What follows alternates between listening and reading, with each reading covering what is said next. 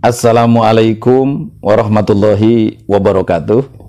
Kaum muslimin, alhamdulillah kita berjumpa lagi di media ini.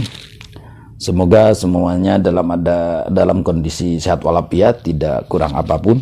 Selamanya ada dalam kebahagiaan lahir dan batin. Dalam kesempatan ini saya coba akan memberi sebuah pencerahan tentang kiat-kiat kita untuk mendapatkan kesuksesan dunia dan akhirat. Sebagai orang mukmin tidak boleh kita hanya berpandangan kesuksesan di dunia saja, tapi sekaligus harus memandang tentang kebahagiaan di akhirat. Juga jangan sebaliknya. Kita sebagai orang yang berakal tidak boleh hanya saja mengutamakan kesuksesan akhirat, ternyata kesuksesan dunia ditinggalkan. Dikarenakan biasanya orang-orang mode gini itu biasanya hanya sekedar alasan orang malas lah, gitu. Tidak boleh lah. Kita tetap harus mengejar kesuksesan di dunia, kesuksesan di akhirat. Kesuksesan dunia itu barometernya adalah banyak manfaat kehidupannya. Itu barometer kesuksesan buat kita dunia itu. Nah, dunia ini kesuksesan tersebut bisa dikejar dengan ilmu, dengan tenaga, dan dengan harta benda.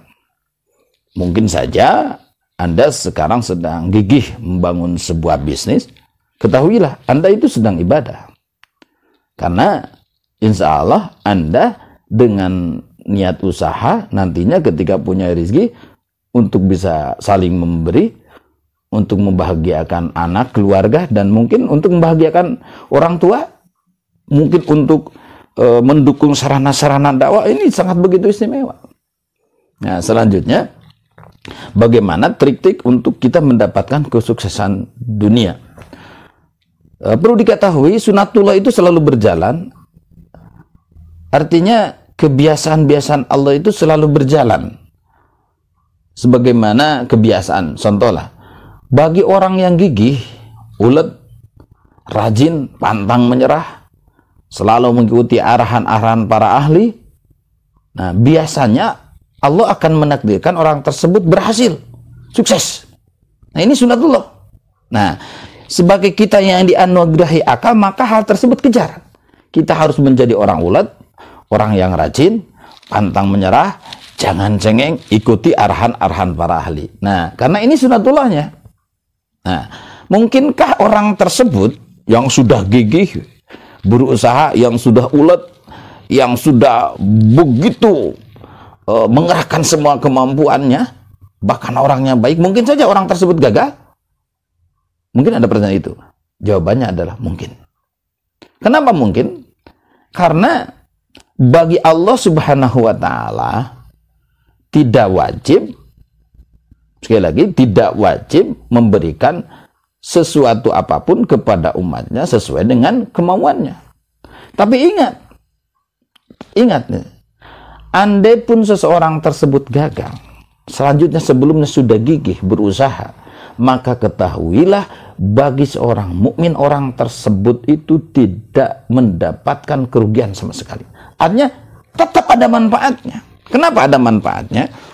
Andai seorang mukmin upama kesuksesannya ditunda atau sama sekali tidak diberi di dunia, maka ketahuilah usaha yang tadi, kegigihan tadi tetap akan menjadi tabungan amal soleh yang sangat mungkin nanti dipetik di akhirat. Nah, ini seorang mukmin itu keuntungannya itu. Jadi seorang mukmin itu tidak adakan ruginya. Maka kita itu harus terus berikhtiar, jangan sampai neko-neko menanyakan Allah itu akan memberi apa kepada kita, Allah akan menakdirkan apa buat kita. Jangan.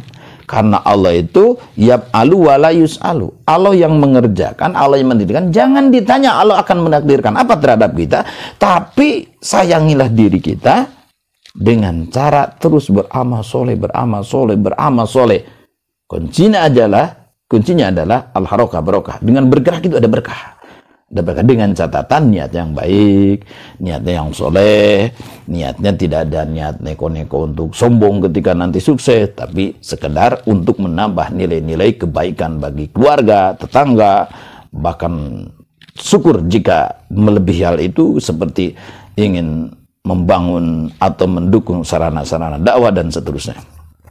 Nah, selanjutnya, apakah trek jalan untuk menuju kesuksesan akhirat? Nah, ini jelas, pandunya udah jelas ada dalam ilmu syariat. Nah, hanya bagi kita, syariat tersebut kan awalnya digelarkan, disebarkan oleh baginda Nabi. Sementara hari ini kita tidak teralami Nabi karena beliau udah wafat. Nah, bagaimana? Nah, jangan khawatir, masih ada banyak di sekitar kita para waris-waris baginda, ahli waris baginda Nabi. Siapakah mereka? Para ulama. Dekati dong, dekati. Insya Allah dengan dekatnya dengan mereka, sering mendengar terusan mereka, sedikit tidaknya lah kita akan mendapat pencerahan bagaimana syariat-syariat yang mendukung untuk kesuksesan kita di akhirat. Jangan sampai kita cuma kesuksesan di dunia saja. Tentunya ini harus berkesinambungan, harus sinergi antara kepentingan trek menuju kesuksesan dunia yang tadi, yaitu gigi, itu sunatullahnya gitu kan. Gigi, rajin, ulet, tidak pantang menyerah, tidak cengeng, gitu. Nah, maka biasanya sunatullah orang sukses tersebut, orang yang begitu itu sukses, berhasil biasanya. Nah, ini harus sinergi juga dengan trik atau trek kesuksesan di akhirat. Artinya tidak berani meninggalkan kewajiban daripada Allah, jangan sampai sesekali melaksanakan larangan Allah. Karena jika salah satunya saja ini tidak sinergi, ini bahaya. Contoh, kita di dunia itu bermalas-malasan dengan alasan upama demi kepentingan ibadah mahdoh. Tidaklah, tidak ada kewajiban mahdoh daripada Allah. Kewajiban mahdoh dari Allah itu menjadikan halangan untuk aktivitas amal soleh kita. Enggak, itu sebetulnya cuma orang-orang malas saja lah gitu. Juga sebaliknya, jangan sampai kita mengorbankan akhirat demi kepentingan keduniaan. Jangan, harus sinergi keduanya. Yakinlah semua apapun yang akan kita dapat, sungguh Allah itu tidak akan menyia-nyiakan orang yang beramal soleh. Sebagaimana dalam Al-Quran, A'udzubillahi minasyaitonirrajim. Bismillahirrahmanirrahim. Innallaha la yudhi'u ajral muhsinin.